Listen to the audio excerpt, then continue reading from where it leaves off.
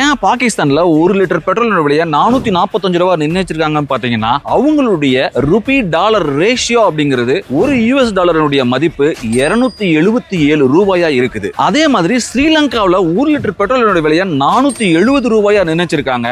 ஏன் அப்படின்னா அவங்களுடைய பண மதிப்பில ஒரு யூஎஸ் டாலர் அப்படின்றது 333 ரூபாயா இருக்குது. பட் இந்த சூழல்ல நம்ம நெய்பரை கம்பேர் பண்ணும்போது நாம ஓரளவுக்கு இல்ல நல்லாவே ஸ்ட்ராங்கான ருபி ஸ்டாண்டர்ட்ல தான் இருக்கும்னு நான் நம்புறேன்.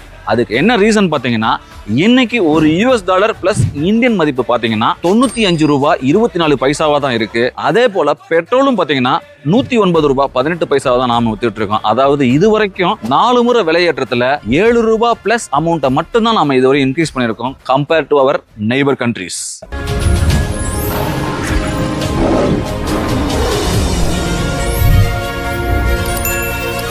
Lion Star.